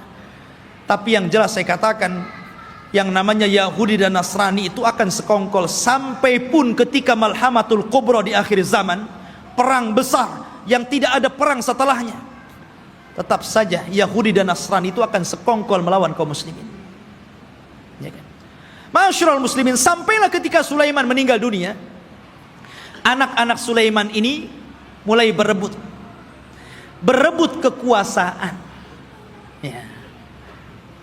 Karena berebut kekuasaan, goncanglah Bani Israel. Sudah tidak ada raja lagi. Raja itu cuma 3 di zaman Bani Israel, Talut, Daud, dan Sulaiman. Setelah itu nggak ada raja lagi. Akhirnya mereka pun berpecah, satu demi satu berpecah. Lemahlah orang-orang Yahudi. Ketika mereka lemah inilah, maka bangsa-bangsa luar mulai menjajah orang-orang Yahudi. Lah dari situlah datang pasukan dari Irak, pasukan Babil, yang kemudian menghancurkan Yahudi, menawan mereka dan memperbudak mereka, dibawa ke Irak, sebagainya lari ke Mesir. Dan ketika muncul seorang perdana menteri yang kemudian menguasai Babil, namanya Bukhtun Nasr, dialah yang kemudian menghancurkan negeri Palestina sehancur-hancurnya dan merobohkan Haikal Sulaiman.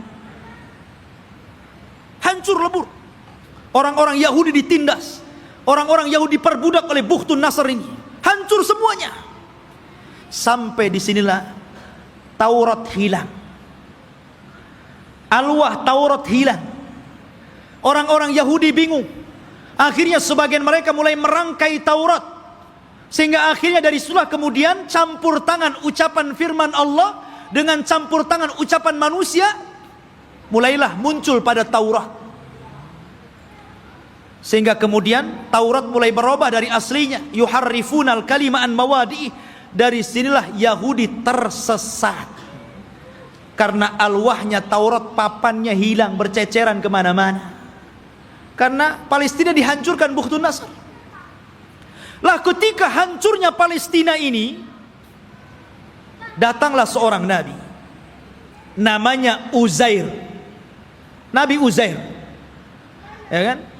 Datang. Kemudian melihat kehancuran Palestina yang luar biasa. Haikal Sulaiman roboh, kota Palestina hancur, orang Yahudi dibantai, orang Yahudi diperbudak di Babil, Irak gitu kan. Maka dia berpikir, kaifa yuhyillahu ba'da mautiha. Bagaimana Allah bisa menghidupkan kota yang hancur setelah dulu kota ini sangat ramai, sangat indah, sangat bagus. Akhirnya Allah Subhanahu wa taala menidurkan Nabi Uzair 100 tahun. Fa amatahullahu mi'ata amin summa ba'atsah. Maka kemudian Uzair pun ditidurkan Allah 100 tahun. Kemudian dibangkitkan seolah-olah baru tidur sejam 2 jam, karena ditidurkan di waktu duhur dan dibangunkan di waktu asar. Asar ke duhur cuma berapa jam saja. Disangkanya hanya 2-3 jam dia tidur, padahal dia sudah 100 tahun ditidurkan. Dan Allah bolak-balikan badannya sehingga badannya tidak hancur, dan Allah biarkan badannya muda terus, sehingga ketika 100 tahun dia dibangkitkan, orang sudah tua dia masih muda. Orang udah janggutnya panjang-panjang, udah pakai tongkat bungku-bungku, dia masih muda saja. Maka ketika dia mencari rumahnya, ya namanya rumahnya ya tahu di mana. Rupanya rumah itu masih ingat di mana letaknya. Rupanya di situ ada nenek. Rupanya nenek ini dulunya bekas pembantunya, lebih muda jauh, tapi sekarang lebih tua jauh. Siapa kamu? Saya Uzair. Uzair dah mati 100 tahun, kau ngaku Uzair pula katanya. Mana buktinya kau Uzair?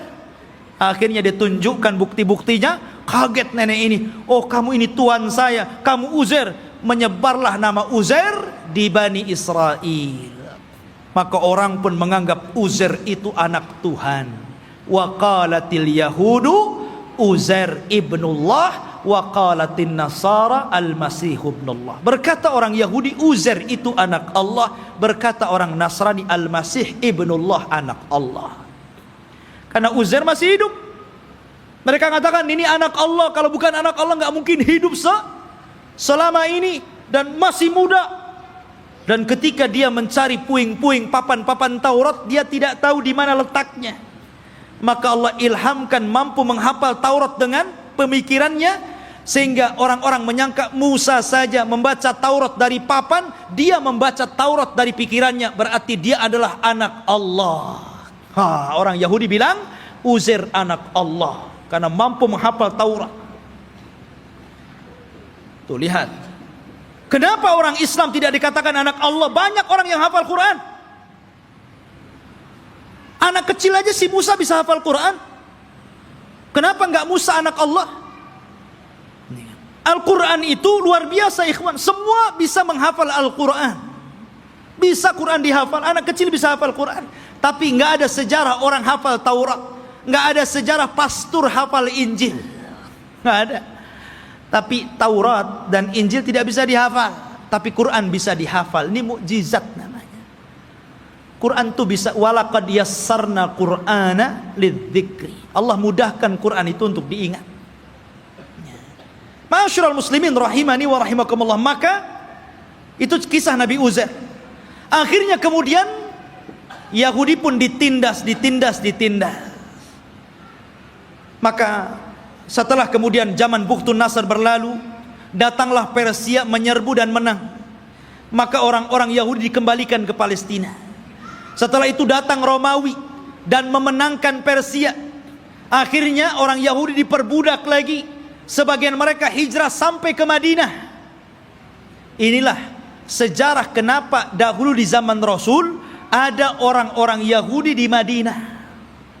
Karena ketika Romawi berhasil mengalahkan Persia, maka orang-orang Yahudi banyak yang diperbudak, sebagian mereka lari. Dan mereka punya ramalan bahwa kelak akan muncul seorang nabi di tanah yang banyak pohon kurma, yang kemudian belakangan disebut Yathrib, dan belakangan lagi disebut Madinah Al-Munawwarah. Berangkatlah mereka ke Madinah, suaka besar-besaran, ya. Tapi kemudian setelah tahun 1700-an belakangan ke sini gitu kan, maka mulailah orang-orang menggagas untuk mengumpulkan orang Yahudi, kemudian mengumpulkan di Palestina. Kemudian pada tahun 1940-an gitu kan, barulah kemudian atas bantuan Inggris dan Amerika, akhirnya orang-orang Yahudi diresmikan untuk membuat negara sendiri yang sekarang disebut Israel. Israel, bukan Bani Israel. Karena kerajaan Israel ini, ikhwan, itu berbeda dengan Yahudi. Itu dua pecahan yang berbeda. Ya, Yahudi ini keturunan Yahuda. Kalau Israel berbeda. Karena Israel ini masih mengagungkan para nabi, tapi Yahudi itu membenci para nabi. Mereka lah yang membunuh Nabi Zakaria sehingga digergaji sampai mati. Dialah yang membunuh Nabi Yahya bin Zakaria, disembelihnya sampai mati. Dia pula mengklaim sudah membunuh Nabi Isa bin Maryam dan mengatakan anak zina dan dibunuhnya. Walaupun Al-Quran mengingkari terbunuhnya Isa dan mengatakan Isa tidak dibunuh, Isa disalib, Isa tidak disalib, dan Isa diserupakan bahkan dia diangkat ke langit. Tapi orang Yahudi mengklaim sudah membunuh Isa. Itulah kisahnya orang Yahudi. Jadi orang Yahudi yang sekarang ini hanya sandiwara orang-orang itu, orang-orang kafir, orang-orang Inggris dan Amerika saja. Mereka membuat cerita bahwa seolah-olah itu adalah tanah mereka. Demi Allah, sejengkal pun bukan tanah Yahudi. Bagaimana kemudian Donald Trump mengumumkan untuk memindahkan ibu kota Yerusalem sebagai ibu kota Israel dan akan mendirikan Israel Raya di atas Baitul Maqdis? Maka kita harus bangkit, ya. Nggak bisa seperti itu. Satu jengkal pun mereka nggak punya tanah. Bagaimana mungkin kemudian mereka mengklaim ini tanah Yahudi? Dan di akhir zaman, yang mereka ramalkan memang akan menjadi kenyataan. Mereka meramalkan setelah Haikal Sulaiman terbangun, maka akan diutus kepada mereka Imam Mahdi yang ditunggu-tunggu, namanya Dajjal. Dajjal itulah Imam Mahdi yang ditunggu-tunggu mereka. Makanya kita lihat simbol Zionis itu simbol mata, ya, karena Dajjal itu cuma satu matanya di sini. Makanya kemudian mereka menganggap bahwa itu Imam Mahdi mereka yang mereka tunggu. Makanya dalam Islam pun dibenarkan, karena kelak Dajjal itu akan diikuti 70.000 Yahudi Asfahan. Mereka akan mengikuti Dajjal.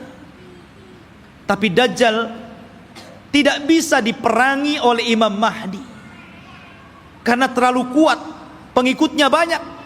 Makanya kemudian Imam Mahdi terkepung di sebuah bukit. Akhirnya mereka pun harus kemudian bersembunyi di Bukit Tur, sampai Allah turunkan kepada mereka Isa bin Maryam, dan itu cita-citanya Nasrani. Jadi Nasrani ini mereka meyakini bahwa Isa akan turun. Isa yang mereka yakini sudah disalib dan sudah dibunuh, kemudian dihidupkan kembali setelah 30 hari, kemudian diangkat ke langit dan akan diturunkan di akhir zaman. Ini Nasrani ngakui. Dan Nasrani mengakui bahwa Isa ini kelak akan membunuh Dajjal dan akan memimpin dunia, dan dunia akan dikuasai Nasrani. Padahal Isa turun hanya tugasnya membunuh Dajjal, mematahkan salib, membunuh babi, dan menegakkan hukum sesuai dengan hukum Imam Mahdi yang notabene mengikuti ajaran Islam. Karena dia sholat di belakang Imam Mahdi. Isa turun di malam hari, di waktu subuh. Ketika itu orang-orang sudah putus asa melawan tentara Dajjal. Maka Isa mengatakan, aku berikan 3 pilihan kepada kalian, kepada tentaranya Imam Mahdi yang tinggal sedikit itu. Aku berdoa kepada Allah agar Allah kirimkan tentara lain bukan kalian, supaya mereka yang menghancurkan Dajjal dan Dajjal akan meninggal. Yang kedua, atau aku berdoa kepada Allah untuk dikirim bencana besar agar Dajjal terkena bencana dan pasukannya, sehingga kalian diselamatkan tanpa harus berperang. Atau yang terakhir, kita perang, saya pimpin kalian. Dan saya akan berdoa kepada Allah agar pasukan Dajjal tidak sanggup mengangkat senjata, kalian tinggal penggal lehernya, aku yang menghadapi Dajjal. Kata mereka yang ketiga enak nampaknya nih. Akhirnya mereka pilih yang ketiga. Berangkatlah setelah sholat subuh, mereka tinggal menggal kepala. Orang Yahudi, Nasrani dan para pengikut Dajjal gak bisa apa-apa. Akhirnya mereka kalah, tunggang langgang, lari bersembunyi di batu. Batu bicara, hei ini Yahudi di belakang, bunuh dia. Lari di mana-mana, di setiap tempat dia sembunyi, makhluk Allah bicara di situ. Kecuali satu pohon yang tidak mau bicara, namanya pohon Gharqad. Hadis ini bocor kepada orang Yahudi, sehingga Yahudi nanam banyak-banyak pohon Gharqad di Israel, tapi sayang kemarin kebakaran. Nanam lagi dari awal. Ma'asyiral muslimin rahimani wa rahimakumullah. Gharqad ini nggak mau ngomong. Ya, makanya orang Yahudi, Gharqad ini bukan cemara, memang bentuknya kayak cemara, tapi cemara bukan Gharqad. Ya. Nanti antum pula lihat cemara ditebangnya. Ini pohonnya Yahudi, nanti Yahudi sembunyi di sini katanya. Bukan, Gharqad lah, bukan cemara. Ya. Intinya ikhwatu fiddin yang dimuliakan Allah Azza wa Jalla, maka Dajjal berhadapan dengan Nabi Isa, dan Isa pun berhasil membunuh dan membawa kepalanya. Kemudian diberitahu kepada orang-orang bahwa dia telah membunuh Dajjal. Maka sebagian yang selamat dari orang-orang Nasrani kemudian beriman kepada Isa bin Maryam atas syariat Muhammad, sehingga Allah isyaratkan dalam Al-Quran, wa im min ahlil kitab illa la yu'minanna bihi qabla mautihi. Dan sebagian ahli kitab akan beriman kepada syariat Muhammad lewat Nabi Isa sebelum kematian Isa. Isa pun hidup selama 40 tahun. Di selang hidupnya inilah muncul fitnah yang lebih besar dibandingkan fitnah Dajjal. Fitnah apa? Munculnya satu kabilah yang bernama Ya'juj dan Ma'juj, dari keturunan Yafis ibn Nuh alaihi salatu wassalam. Satu kaum yang tidak bisa diperangi, tidak bisa dibunuh. Pasukan mereka banyak, satu dari kita 999 dari mereka. Anda bisa bayangkan. Jadi kalau kita melawan mereka, jadi satu dari kita melawan 999 dari mereka. Bayangkan. Sehingga ketika Allah azab dengan mengutus ulat, dan mereka mati semua dengan ulat tersebut, bangkai mereka rata, sehingga setiap satu jengkal di tanah ada bangkainya. Nabi Isa berdoa kepada Allah agar Allah bersihkan bangkai-bangkai mereka. Maka diutuslah burung pemangkai bangkai, tapi juga tidak habis semuanya. Maka Isa berdoa lagi agar diturunkan hujan dan banjir besar, akhirnya membawa jasad itu ke lautan dan menjadikan bumi kembali subur. Maka dari situlah mulailah berlangsung tanda-tanda alamat besar. Karena alamat besar itu kalau sudah datang, maka tasalsul akan terus berganti sampai kiamat dibangkitkan. Oleh karena itulah ikhwatu fiddin, inilah kisah Palestina dan Yahudi. Semoga menjadi pencerahan dan pengetahuan bagi kita. Semoga Allah Subhanahu wa taala mendoakan saudara-saudara kita yang ada di Palestina dan menggagalkan keinginan orang-orang kafir untuk menjadikan Yerusalem sebagai ibu kota Israel yang akan dibentuk sebuah negara Israel Raya. Mimpi mereka, tapi kita umat Islam tidak akan setuju dengan itu. Kita doakan terus agar saudara-saudara kita dimenangkan oleh Allah dan dihancurkan orang-orang kafir. Subhanakallah bihamdika asyhadu an la ilaha illa anta astaghfiruka wa atubu ilaik. Allahu ta'ala alam. Assalamualaikum warahmatullahi wabarakatuh.